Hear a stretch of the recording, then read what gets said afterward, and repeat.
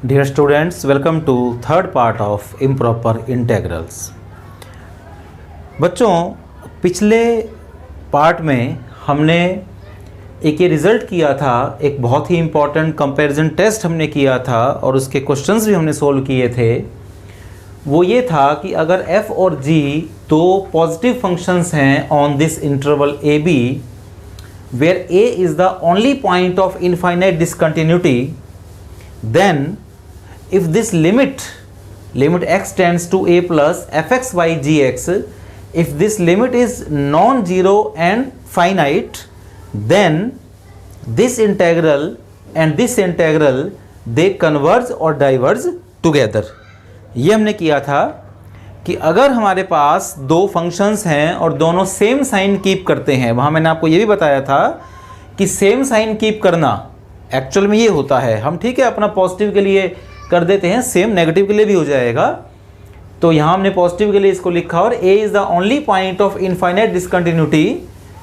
Then ये limit हम निकालते हैं fx बाई gx का रेशो निकाल के fx gx का, और उसके बाद ये लिमिट हम निकालते हैं a पर।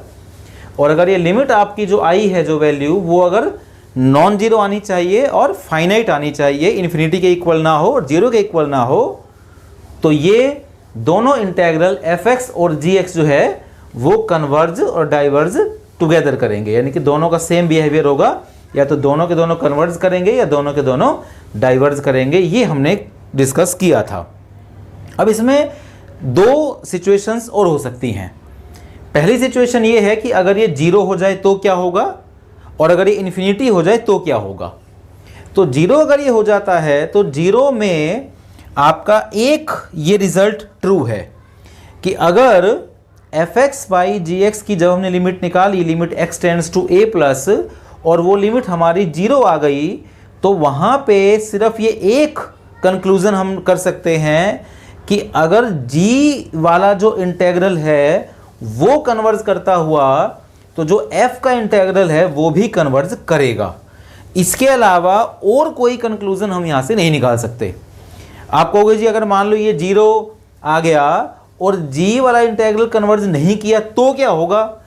अगर ये कन्वर्ज नहीं किया तो हम इसके बारे में कुछ नहीं कह सकते, इनकंक्लूसिव हो जाएगा ये रिजल्ट। ये वाला जो टेस्ट है, ये वाला जो मेथड है, ये वहाँ पे फेल हो जाएगा।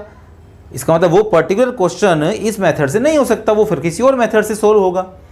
तो ये आपके पास जो पर्टिकुलर सिचुएशन है जीरो वाली, उसमें सिर्फ आपने यही एक कंक्लूजन जो है ड्राइव करना है कि अगर g का इंटेग्रल कन्वर्ज करेगा तो f का इंटेग्रल भी कन्वर्ज कर जाएगा।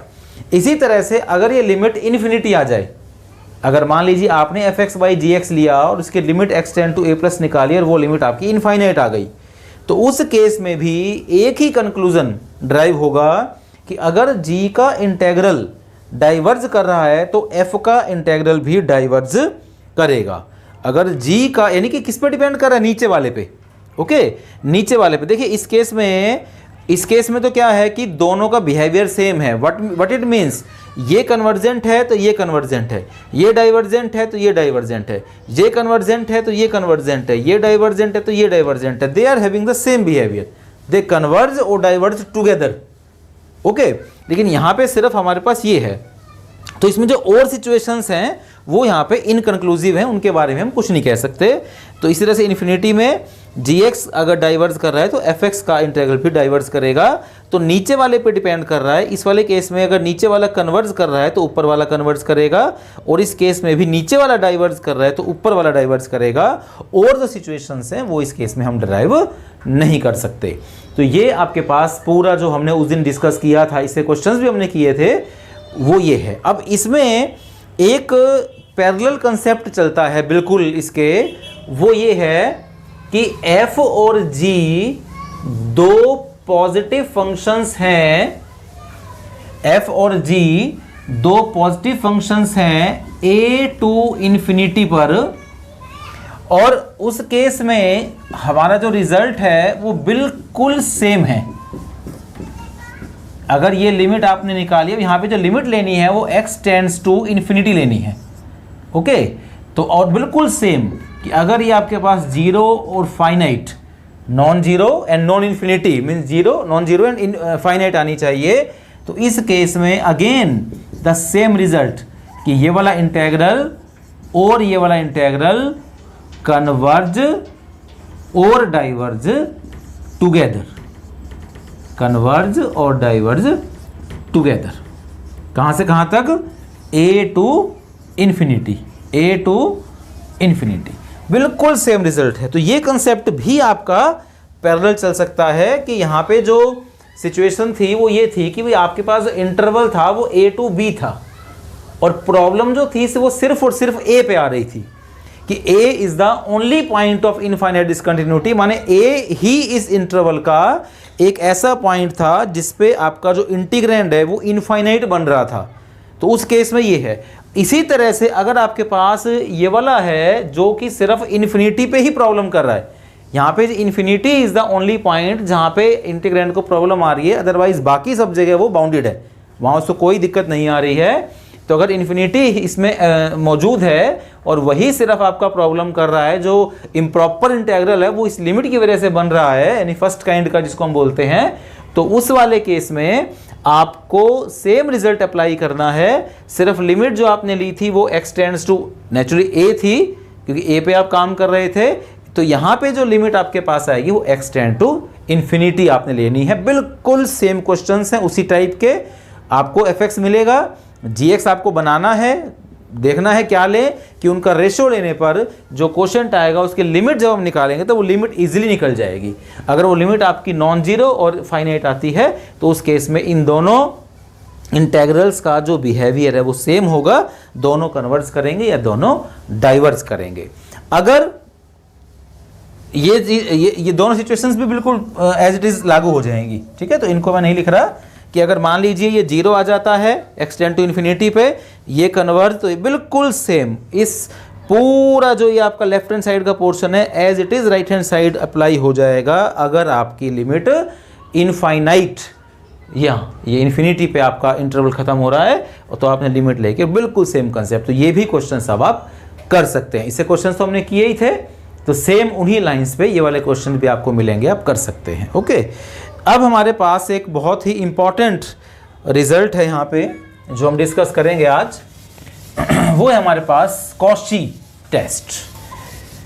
कॉची टेस्ट एक इंटेग्रल जो आपको दिया होगा f का a से b तक, उस इंटेग्रल के कन्वर्जेंट होने की नेसेसरी और सफिशिएंट कंडीशन है।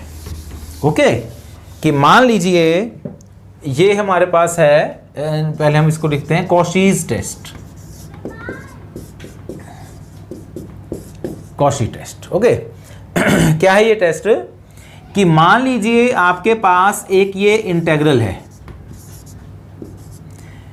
एक ये इंटेग्रल है, इस इंटेग्रल के कन्वर्जेंट होने की हम नेसेसरी एंड सफिशिएंट कंडीशन, और हम ए पे ही चलेंगे, हालांकि वो किसी पे भी हो सकता है लेकिन हम ए पे ही चलेंगे कि a is the only point of infinite discontinuity. हम जो डिस्कस करते हैं वो आमतौर से इसी पे कर लेते हैं, बाकी सारे केस सिमिलर हो जाएंगे, तो हम इसी वाले को एक्सटेंडेड मान के ट्रेडिशनली यही हम करते आ रहे हैं कि इसी को ही हम ले लेते हैं। तो a is the only point of infinite discontinuity, और इसके कन्वर्जेंट होने की necessary and sufficient condition, okay, कि ये इंटेग्रल कन्वर्जेंट होगा if and only if, necessary and sufficient condition. वो क्या है कंडीशन? कि to each m positive there exist a delta positive such that this integral f dx a plus epsilon 1 a plus epsilon 2 is less than m 0 less than epsilon 1 and epsilon 2 which is less than delta। ये आपके पास Cauchy test है जिसका हम proof अभी करने वाले हैं और उसके बाद फिर हम इसको अप्लाई भी करेंगे, इसकी एप्लीकेशन भी हम देखेंगे। तो ये पहले स्टेटमेंट है आपके पास, को ध्यान से समझिए, फिर हम इसका प्रूफ स्टार्ट करेंगे। कॉशी टेस्ट इसको बोला जाता है, ये एक जनरल टेस्ट है। यहाँ पे f के सेम साइन कीप करने की या पॉजिटिव होने की कंडीशन नहीं है। This is for any general function f, but this condition is holding कि आपके पास एक इंटरवल है a b, f एक फंक्शन दिया हुआ है, उस f का हमने इंटीग्रेशन ले लिया from a to b and a is the only point of infinite discontinuity. सिर्फ जो प्रॉब्लम आ रही है वो a पे ही आ रही है, a पे ही इंटीग्रेंड जो है वो इनफाइनाइट वैल्यू दे रहा है, बाकी किसी पॉइंट पे प्रॉब्लम नहीं है, वो बाउंडेड है, फाइनाइट है। तो a is the only point. Okay, now this very integral is convergent if and only if, या the necessary and sufficient condition for this integral to be convergent is this. दोनों बातें कैसे, if and only if, necessary and sufficient condition. वो condition क्या है कि कोई भी एक पॉजिटिव नंबर m हम ले लें, उसके कॉरस्पॉन्डिंग हमें एक डेल्टा मिल जाएगा। कोई भी पॉजिटिव नंबर m हम ले लें, उसके कॉरस्पॉन्डिंग हमें एक डेल्टा मिल जाएगा। कि क्या हो रहा होगा कि जब हम f का इंटीग्रेशन लेंगे a प्लस एप्सिलन 1 से a प्लस एप्सिलन 2 तक, वो इस m से हमेशा कम आएगा, एब्सोल्यूट वैल्यू उसकी हमेशा m से कम आएगी। वेयर एप्सिलन और एप्सिलन 2 क्या है, they are any two numbers lying between 0 and delta. Means positive तो वो नंबर्स हैं ही, वो डेल्टा से कम होंगे। तो हर m के लिए एक ऐसा डेल्टा मिल जाएगा कि जब भी आप डेल्टा से छोटे दो पॉजिटिव नंबर लोगे और इस तरह से a plus first epsilon 1 then a plus epsilon 2, इनके बीच में अगर इसको कैलकुलेट करोगे तो ये अगर m से छोटा आ रहा है तो ये इंटेग्रल कन्वर्जेंट होगा, और अगर ये इंटेग्रल कन्वर्जेंट है तो ये जो आपका एब्सोल्यूट वैल्यू है ये वाली, ये इस m से छोटी आएगी। तो ये हमारे पास कॉशीज टेस्ट की स्टेटमेंट है। हाउ टू प्रूव दिस, इसको देख लेते हैं।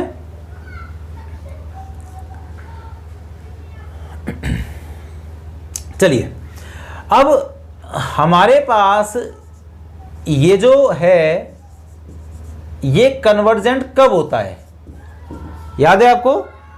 ये हमने कन्वर्जेंट कब कहा था, जब a is the only point of infinite discontinuity, कि हम एक लिमिट निकालते थे एप्सिलन टेंड्स टू 0 प्लस, और यहां पे हम लेते हैं a plus epsilon two b f dx। अगर ये लिमिट फाइनाइट है, याद है ना, ऐसे करते थे हम। अगर ये लिमिट आपके पास फाइनाइट आ रही है, अगर इस लिमिट की वैल्यू आप निकाली वो फाइनाइट आ गई, तो हम कह देते थे कन्वर्जेंट है। अगर इस लिमिट की वैल्यू इनफाइनाइट आ जाती थी, so if this limit is finite, अगर इसकी वैल्यू इन्फिनिटी आ जाती थी तो हम कहते थे, डेफिनेशन यही थी।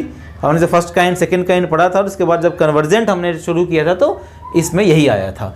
तो हमें अल्टीमेटली अगर हम इसको कन्वर्जेंट मान के चलते हैं तो हम इस लिमिट को फाइनाइट मान सकते हैं, दोनों एक ही बात है। ओके, अब हम क्या करते हैं, एक फंक्शन मान लेते हैं जी फाई, जो कि शाई का फंक्शन है, और वो हम ये मान रहे हैं G a plus epsilon to be F D X. ये जो इंटेग्रल है यहाँ पे, क्योंकि ये साई है तो हमने इसको फाई एप्सिलन, सॉरी शाई नहीं, दिस एप्सिलन, तो एप्सिलन है तो हमने इसको एप्सिलन का फंक्शन मान लिया फाई एप्सिलन। कि अगर मैं फाई एप्सिलन 1 करूंगा तो यहाँ एप्सिलन 1 आ जाएगा, फाई एप्सिलन 2 करूंगा तो यहाँ एप्सिलन 2 आ जाएगा। तो this is treated as a function of phi, function of epsilon, कि phi epsilon is integral of a plus epsilon to be F D x. अब फाई की लिमिट, फाई ये है, इसकी लिमिट एग्जिस्ट कर रही है फाइनाइटली, कन्वर्जेंट क्योंकि हम मान के चले हैं।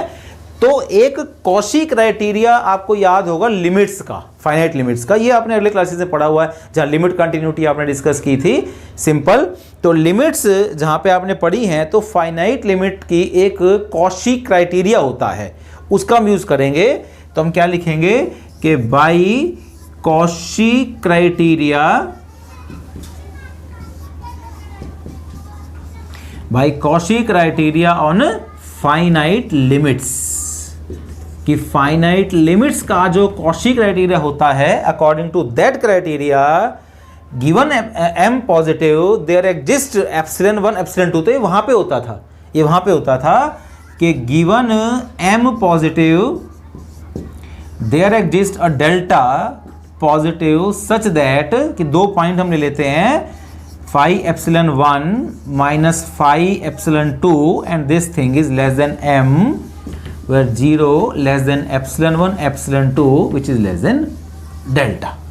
ओके ये हो गया. अब हमें सिर्फ इसका यूज करके और ये चीज लानी है जो कि बहुत सिंपल है, बहुत ही सिंपल, एक छोटी सी कैलकुलेशन है, उससे हो जाएगा.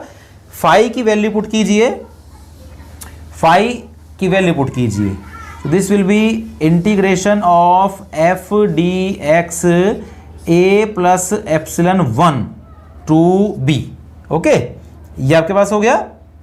And minus phi epsilon 2 f dx a plus epsilon 2 to b and this is m where 0 less than epsilon 1 epsilon 2 which is less than delta.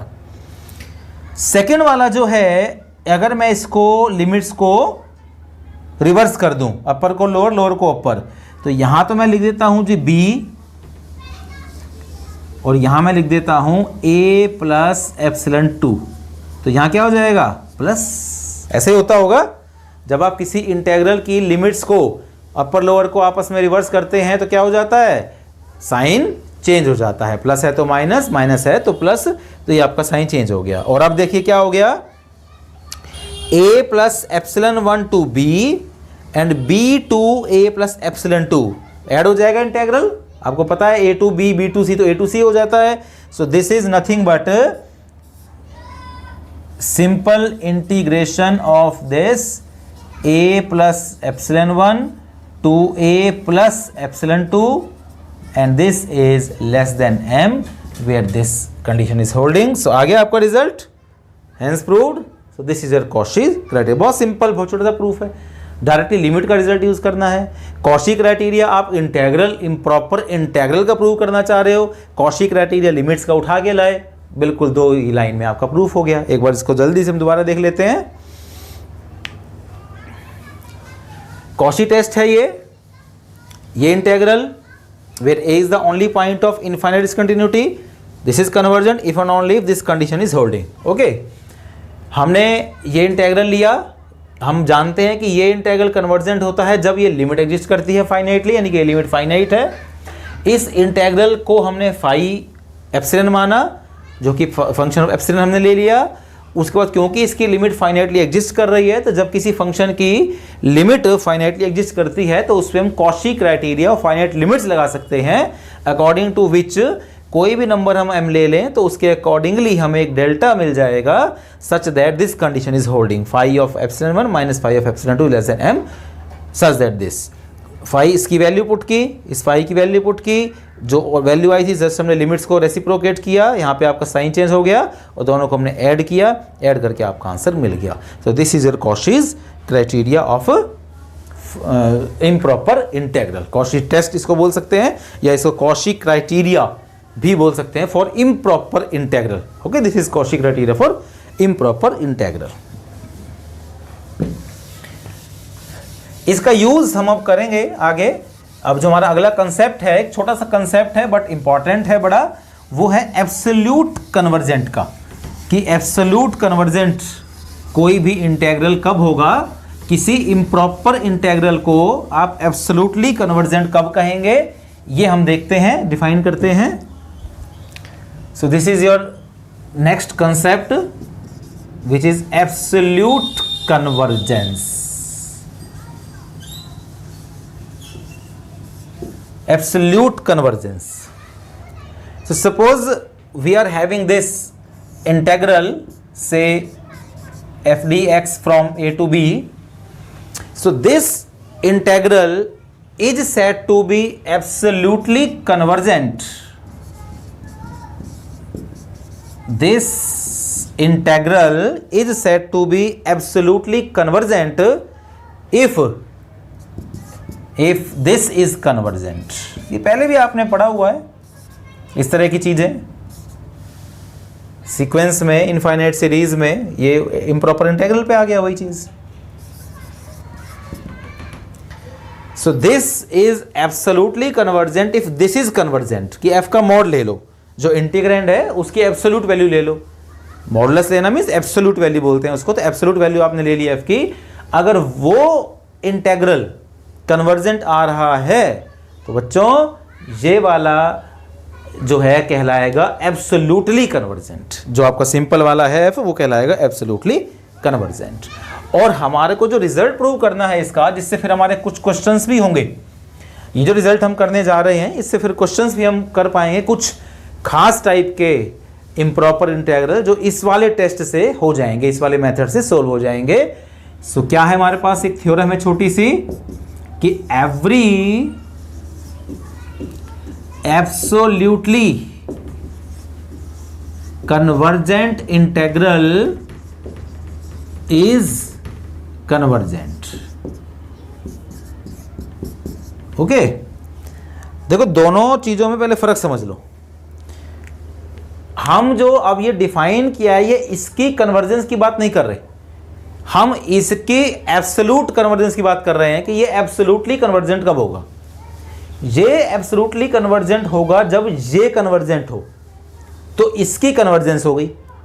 और थ्योरम कहती है कि every absolutely convergent integral is convergent. तो अगर जो ये absolutely convergent हुआ means अगर ये कन्वर्जेंट हुआ तो ये भी कन्वर्जेंट होगा।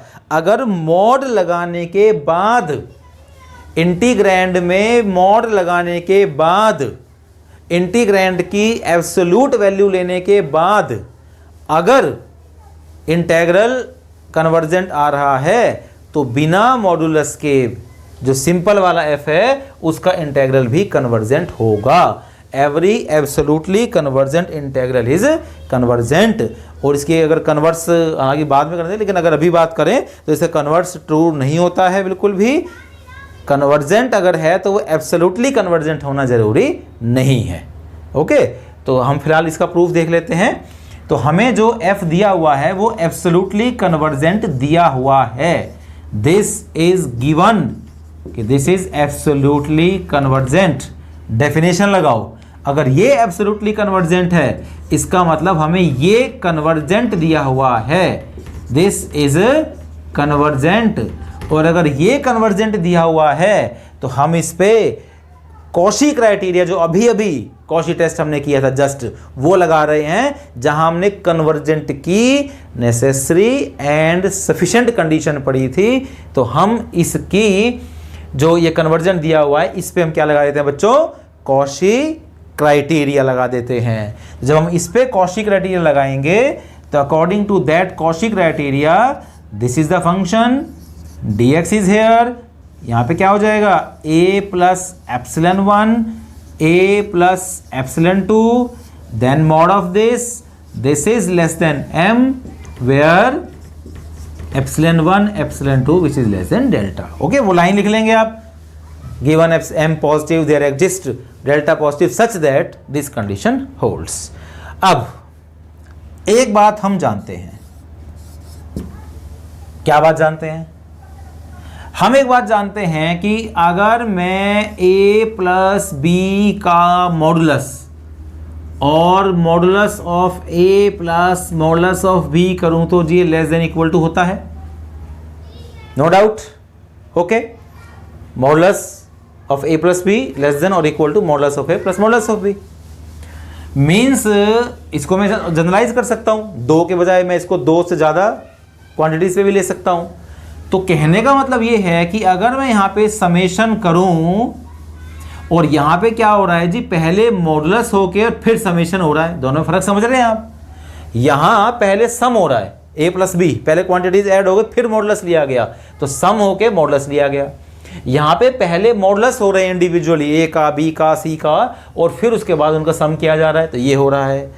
तो अगर अब मैं समेशन की जगह इंटीग्रेशन कर दूं तो उसमें भी ये रिजल्ट आपका ट्रू होगा। ठीक है जी, क्योंकि इंटीग्रेशन भी अल्टीमेटली क्या है, summation. Integration is nothing but A continuous summation. तो ये आपके पास ऐसा होता है। ओके,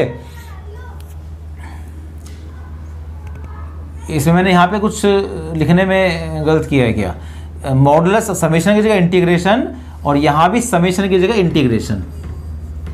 इंटीग्रेशन ऑफ मॉड, ये मुझे थोड़ा डाउट हुआ, कुछ गड़बड़ है, ये है आपके पास, तो इसको यूज कर सकते हैं ना अब हम कि तो ये देखिए इंटीग्रेशन का ये मॉडुलस है, तो अगर मैं इसको अंदर लेके जाऊंगा तो वो लेस देन इक्वल टू होके आ जाएगा। ओके चलिए, सो नाउ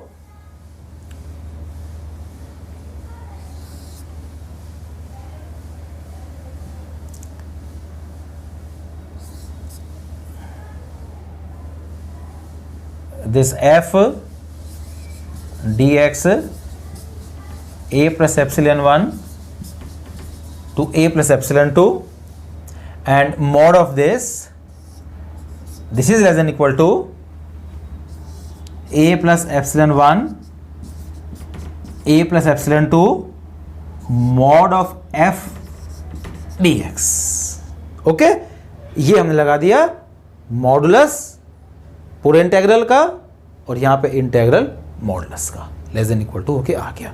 और ये जो चीज़ है ये यही तो है, आपको जिसमें मोड लगा हुआ है, अगर ये m से कम है तो ये भी m से कम होगा, आप दोनों तरफ मोड लगा दो। अब मोड लगाओगे तो मोड तो यहाँ तो कुछ फर्क पड़ेगा नहीं, यहाँ पे ये एब्सोल्यूट वैल्यू आ जाएगी जो कि m से कम है, बीच वाले को छोड़ दो तो ये m से कम हो गया।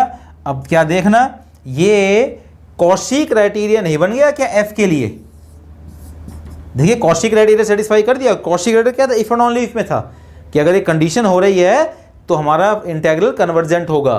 तो f पे f का integral this less than m where 0 less than epsilon 1 epsilon 2 less than delta.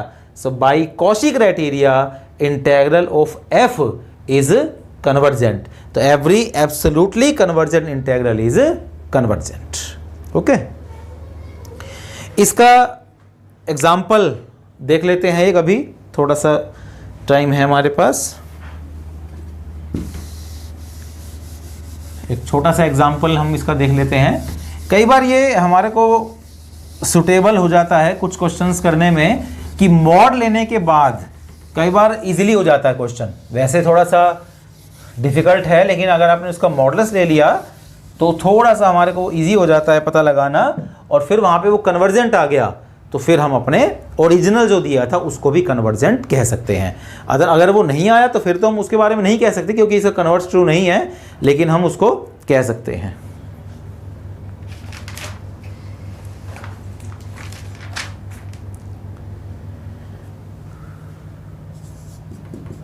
Sign 1/x divided by root x dx 0 to 1, ये हमारे पास एक इंटेग्रल दिया हुआ है और हमें इसकी कन्वर्जेंस चेक करनी है। ये एब्सोल्यूट क्वेश्चन नहीं है, हम ये जो सारे कॉन्सेप्ट्स हैं इसमें क्वेश्चंस आपको जो मिलेंगे वो मिलेंगे कि भाई इसका बिहेवियर चेक करो, इसकी अब आपने कौन सा टेस्ट लगाना है, ये मैंने पिछले पार्ट में भी आपको बताया था कि कौन सा टेस्ट लगाना है, कौन सा मेथड लगाना है, ये डिसाइड करना है आपने, और वो होगा प्रैक्टिस से। वो देख के आपको पता लग जाना चाहिए एग्जाम में कि भैया ये वाला तो इस वाले टेस्ट से होगा, कंपैरिजन टेस्ट से होगा, ये वाला इस एब्सोल्यूट कन्वर्जेंस से होगा, आगे हम और भी एबल्स टेस्ट और टेस्ट पढ़ेंगे, तो वो आपको देखना होगा कि कौन सा क्वेश्चन किस टेस्ट से सोल्व होगा। ओके, वो प्रैक्टिस आज आप करेंगे तो आपको आइडिया हो जाएगा, क्वेश्चंस को देख के आपको पता लग जाना चाहिए कि किस से होगा। तो फिलहाल तो हमें पता है कि हम एब्सोल्यूट कन्वर्जेंस ये आपको समझा रहा हूँ तो उसी से करना है हमने। तो ये आपके पास fx आपने मान लिया कि let fx is equal to this, और इसका फिर हमने ले लिया मॉडुलस। अब मॉडुलस लिया तो हमने इसको लिखा sine 1/x divided by root x modulus of this. Modulus division पे या मल्टीप्लिकेशन पे तो ओपन सिंपली हो ही जाता है, आपको पता है, this one now which is less than this. Okay, क्यों? साइन की वैल्यू 1 से हमेशा छोटी होती है, you know that sine theta is always less than equal to 1। Okay, so now इसको आप gx मान लीजिए। रूट के अंदर हम नेगेटिव वैल्यूज कभी लेते नहीं है, जब भी आप जनरल एनालिसिस कैलकुलस पढ़ रहे हैं तो जब आप रूट ले रहे होते हैं तो we are always taking in non negative values. तो 1/√x, तो इसको gx मान लीजिए आप, लेट gx इज दिस, और इस इंटेग्रल की आप बात आप कर लीजिए जी एक्स डी एक्स की, ए टू बी मीन्स 1/√x की। बताइए कन्वर्जेंट है कि डाइवर्जेंट है? Yes, this is convergent. क्यों? वो वाला टेस्ट x की power n where n is less than 1, ये हमने किया था पिछले पार्ट में, है ना, कि अगर ये है आपके पास तो फिर ये क्या होता है, कन्वर्जेंट होता है। तो x की पावर 1/2 है जो कि 1 से छोटी है, तो दिस इज कन्वर्जेंट। तो ये इंटेग्रल कन्वर्जेंट होगा, और ये इंटेग्रल कन्वर्जेंट है तो ये तो उससे छोटा है। तो अगर बड़ा वाला कन्वर्जेंट होता है तो उसका जो छोटा है उससे वो भी कन्वर्जेंट होगा। फाइनाइट लिमिट देगा नेचुरली, आपकी लिमिट्स का ही है सारा ये, तो इसलिए इसका जो इंटेग्रल है वो भी कन्वर्जेंट आएगा। ओके, तो ये कन्वर्जेंट आपके पास आ गया, यानी कि मॉड ऑफ एक्स कन्वर्जेंट आ गया। मॉड ऑफ एक्स कन्वर्जेंट आने का मतलब ये इंटेग्रल एब्सोल्युटली कन्वर्जेंट हो गया, और पिछली थ्योरम से every absolutely convergent integral is convergent, तो इसलिए ये ओरिजिनल वाला भी कन्वर्जेंट हो गया। तो ये एब्सोल्यूट कन्वर्जेंस का जो कंसेप्ट है, इसका यूज करके भी हम अपने क्वेश्चंस को कर सकते हैं।